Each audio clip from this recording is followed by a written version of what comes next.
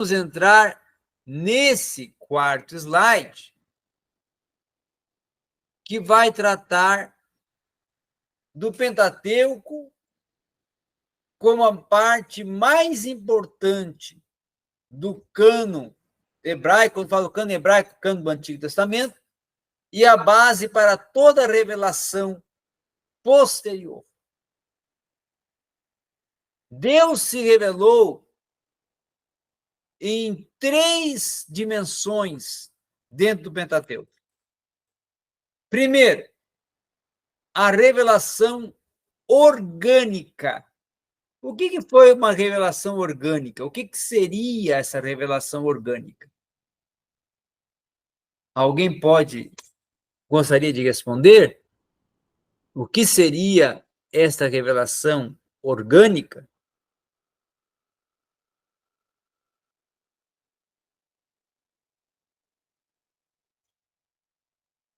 Eu vou responder, então. Deus revela como ele organizou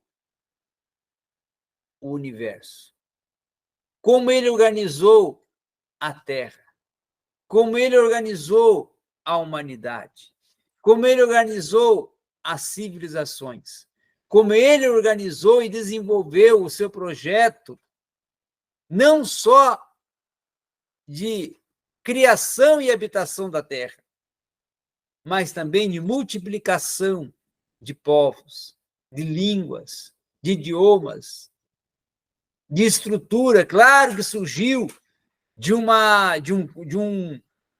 desobediência com a construção da Torre de Babel, que vai surgir línguas, povos, que vai surgir etnias, civilizações, mas tudo estava, se nós formos considerar, dentro de uma proposta de Deus de povos e nações surgirem, povos e nações serem constituídas. Claro que a desobediência, a arrogância e a prepotência da construção da Torre de Babel causou essa estruturação e desfragmentação de línguas, e aí que vai resultar em idiomas, etnias, povos, nações. Tudo vai vir em consequência das desobediências, das transgressões, das práticas do pecado. Mas, se nós formos olhar por um outro prisma, isso também está dentro de uma ordem de organização. Vai surgindo, vai se organizando, vai formando, né, toda uma estrutura de língua, de raça, de povos, de nações. E até, para que não dizer, de continentes. Fale, Aline. Professor, olhando assim lá para o início mesmo, antes mesmo de Deus criar todo o universo, a Terra aqui, como que era antes dele lançar Lúcifer na Terra? A Terra era um espaço físico, informe. Um torrão de terra informe. Um espaço de terra sem formato nenhum. Que, como o próprio texto de Gênesis descreve, era considerada um caos. Estava num aspecto de caótico, porque não havia nenhuma estrutura física e natural, só a terra. E o leito das águas. E o leito das águas. Que fala que aqui eram os dinossauros, aí depois Lúcifer foi jogado. Não coloque isso. Isso é ficção.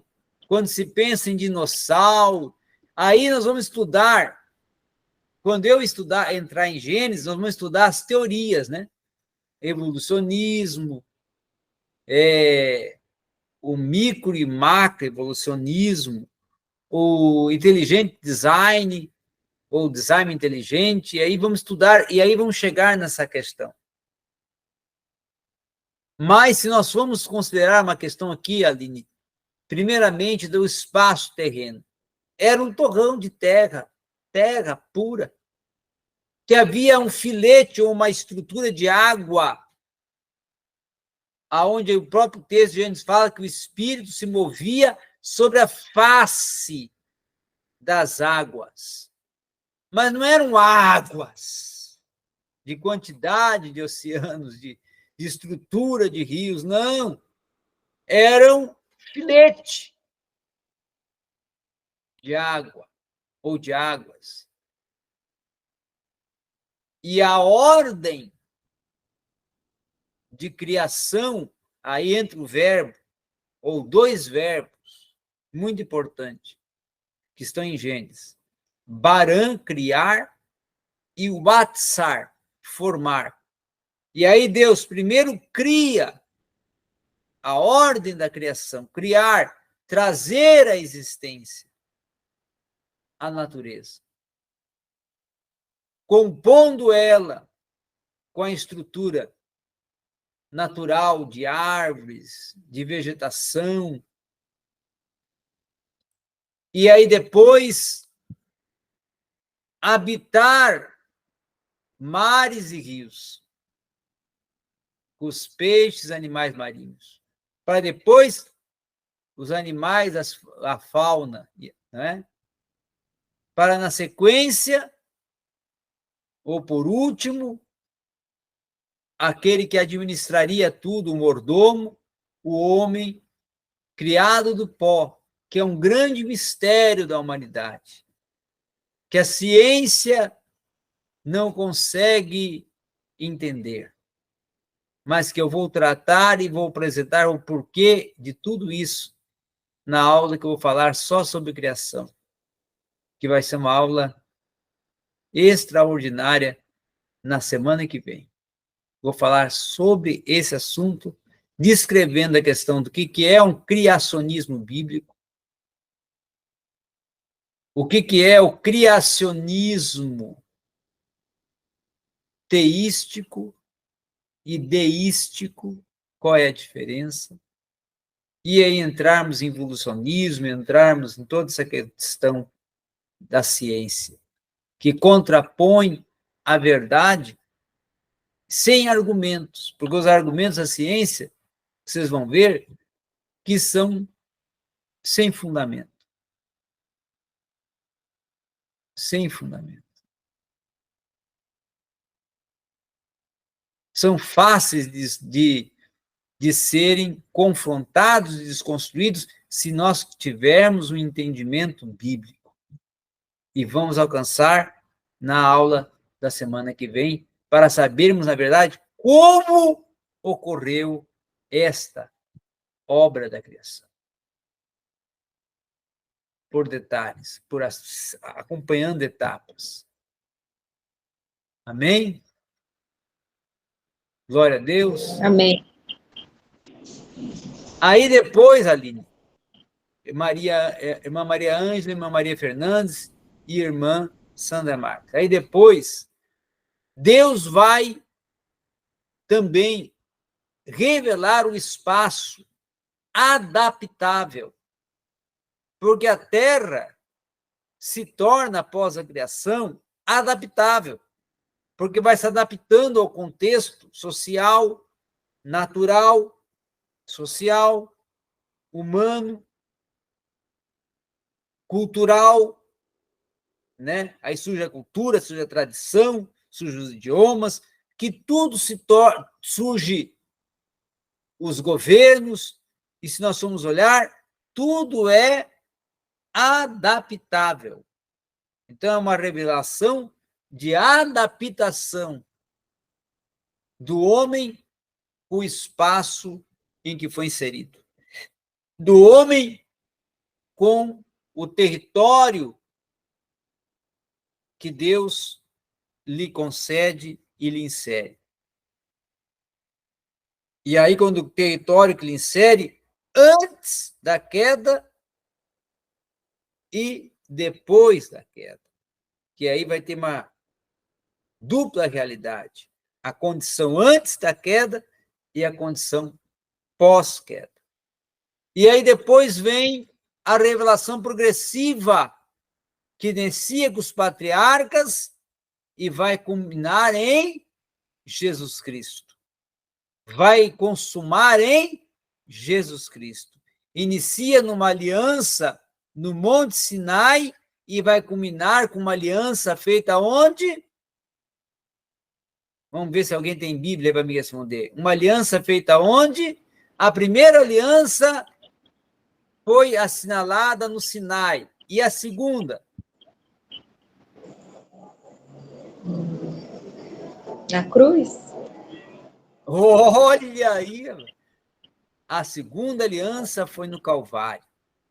A primeira no Monte Sinai. A segunda, a nova aliança, no Calvário. A primeira foi assinalada com sangue de bodes e bezerros, touros, não é? Como está lá escrito pelo autor da carta aos Hebreus, e a nova aliança pelo sangue do Cordeiro de Deus, imaculado, o Salvador da humanidade. Então, aí faz um paralelo que o autor da carta aos Hebreus faz, da carta aos Hebreus faz com que? Com o Pentateuco. Por isso que o livro dos Hebreus, ele se torna uma interpretação do livro de Levítico. E uma aplicação da antiga aliança com a nova aliança. Um paralelo, Por isso uma que se comparação. fala, pastor, todo o Velho Testamento, ele aponta sempre para Cristo, para a cruz. Sim, o Antigo Testamento, ele é um suporte de fundamentação para a nova aliança, culminando na cruz de Cristo e no plano de salvação. O plano de salvação é assinalado em que capítulo de Gênesis? É assinalado em Gênesis. Em que capítulo de Gênesis? Capítulo 9. Com Noé, a aliança que Deus faz com Noé, que ali surge uma nova raça e ali surge um plano de salvação que vai, a partir dali, dar o início de todo um projeto de Deus para a humanidade, que vai consumar no Verbo que se faz carne, depois na sua missão e, por fim, sua morte, sacrifício expiatório e a sua redenção e ressurreição. Amém? Glória a Deus. Vamos em frente. Então, nesse contexto, ocorre Pentateuco, período patriarcal, a escravidão do Êxodo, a conquista da terra prometida. Aí, quando já estão em Canaã, que inicia o tempo dos juízes, depois vão também surgir, vai a partir de Samuel, que é o último juiz, vem a monarquia, já o governo humano, que aí vem o Reino Unido, iniciando com Saul, depois Davi, e na sequência, o reino dividido, que aí vai surgir Roboão com o reino do sul, Judá e Efraim, Roboão com o reino do sul, e Jeroboão com o reino do norte, as 10 tribos. Que, no caso, seria Israel. E Judá seria o reino do sul. Capital do reino do norte, a Síria, ou melhor, desculpa, capital do reino do norte, Samaria, capital do reino do sul, Judá. Cativeiro do reino do norte na Síria, cativeiro do reino do sul em Babilônia. E aí a pergunta, que eu sei que vocês vão responder agora. Jesus veio de que reino? Do sul ou do norte? Do sul. Hã? Do sul. Do sul. Do sul. Por quê? Ele é da tribo de Judá. Porque era de Judá. Judá. Ele era de Judá. Né? Que é, na verdade, uma promessa extraordinária. Quando Jacó se despede dos filhos e vai abençoar a cada um deles, quando ele vai abençoar Judá, não é? Eu vou até ler aqui para vocês, tem uma bíbliazinha aqui pequena, da minha esposa deixou aqui, eu vou ler nessa aqui. Se eu conseguir ler, porque a letra é minúscula. Então, olha só a promessa que ele deixa para Judá. Gênesis 49.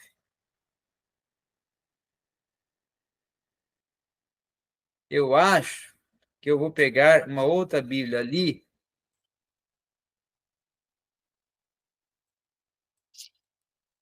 Não, acho que essa aqui eu consigo ler. Olha aqui que ele vai dizer para Judá. Muito bem, estou procurando aqui. Benjamim, Judá, tal. Zebulon, Isacar.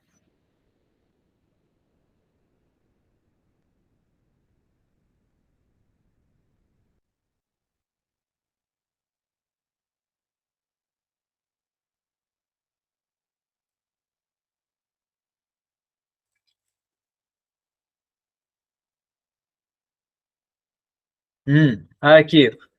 Olha aqui que maravilha é esse texto. Gênesis 49, versículo 9. Não, vamos começar com o 8, tá?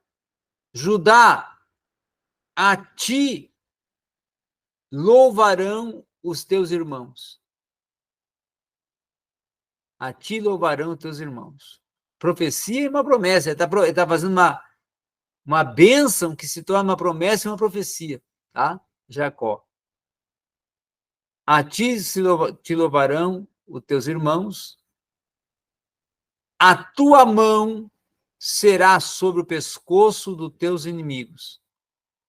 Os filhos de teu pai a ti se inclinarão. Judá é um leãozinho de presa subsiste, ou preso subsiste. Filho meu, encurva-se e deita como um leão velho, quem o despertará?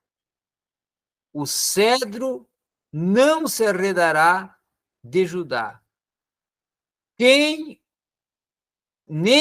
O cedro não se arredará de Judá, nem o legislador dentre os seus pés, até que venha Siló, e a ele se congregará os povos. Essa aqui é uma bênção, promessa e profecia que vai se cumprir em Cristo. Anos, praticamente 1.400 a 1.500 anos antes da promessa e da profecia se cumprir, foi profetizado. e consumado depois. Em Judá, o nascimento de Cristo em Belém. Amém? Agora, voltando para cá. Aí temos o cativeiro, né? E o retorno com a reconstrução da terra, com a reconstrução do templo. E aí temos os 400 anos de silêncio para aí vir a nova aliança, iniciando com João Batista profetizando e pregando o arrependimento e batizando o batismo nas águas. E aí depois o início do ministério de Jesus e aí a nova aliança. Amém? Estão compreendendo? Todos estão compreendendo? Ou todas estão compreendendo? Amém. Muito bem, vamos em frente. Agora, entramos no Gênesis. O Gênesis, o primeiro livro, ele vai tratar sobre a criação, que nós iremos ver na sexta-feira que vem, vai tratar sobre a história de José e vai tratar, claro, período patriarcal, história de José, né, início, a origem de todas as coisas, e aí vai envolver pecado, raça humana, etnias, povos, nações, promessas,